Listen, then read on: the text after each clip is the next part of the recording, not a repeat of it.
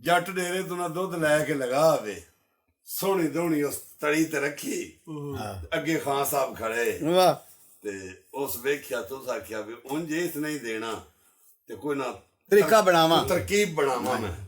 ਉਹ ਵੀ ਪੁੱਛੇ ਚੌਧਰੀ ਮੱਝਾਂ ਕਿੰਨੀਆਂ ਲਿਆ ਰਹੀਆਂ ਨੀ? ਉਸ ਆਖਿਆ 4।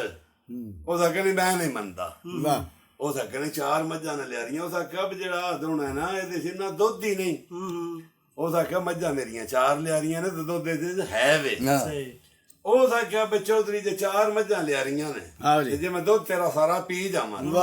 ਹੁਣ ਚੌਧਰੀ ਫਿਰ ਆਖਿਆ ਬੰਦੇ ਦਿਆਂ ਪੁੱਤਰਾਂ ਵਾਲੀ ਗੱਲ ਕਰ, ਇਹ ਕਿਲੋ ਵੀ ਦੇਣ ਤੇ 4 ਕਿਲੋ ਦੁੱਧ ਤੂੰ ਸਾਰਾ 2.5 ਫੁੱਟੇ ਤੇਰੇ ਕੋਲ ਦੁੱਧ ਪੀ ਸਕਦਾ। ਜੀ ਆ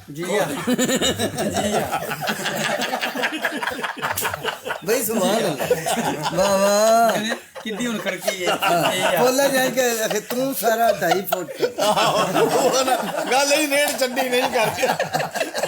ਗੱਲ ਤੇ ਨੇੜੇ ਹੀ ਮੁੱਕ ਗਈ ਹੈ। ਅੱਛਾ ਜੀ ਉਸ ਨੇ ਖੈਰ ਉਹ ਨਦੀ ਉਸ ਆਖਿਆ ਵੀ ਜੇ ਤੂੰ ਦੁੱਧ ਪੀ ਮੈਂ ਦੁੱਧ ਪੀ ਜਾਂਦੇ। ਚੌਧਰੀ ਆਖਿਆ ਤੇਰਾ ਸਹੀ। ਚੌਧਰੀ ਆਖਿਆ ਜੇ ਨਾ ਪੀਤਾ ਗਿਆ ਤੇ ਉਸ ਆਖਿਆ ਨਾ ਪੀਤਾ ਗਿਆ ਤੇ ਮੁੜ ਤੇਰਾ ਸਹੀ ਗੱਲ। ਚੌਧਰੀ ਦੋਣਾ ਦੇ ਅੱਗੇ ਕੀਤਾ। ਉਹ ਸੋਹਣੀ ਲੱਪ ਲਾਈ ਜਿੰਨਾ ਕੋ ਪੀ ਸਕਦਾ ਸੀ ਨਾ ਰੱਜ ਲਿਆ। ਉਹਨਾਂ ਕੋ ਪੀ ਕੇ ਪਿਆ ਕੇ ਚੌਧਰੀ ਤੂੰ ਸੱਚਾ ਹੈ ਦੁੱਧ ਚੋਂ ਮੱਝਾਂ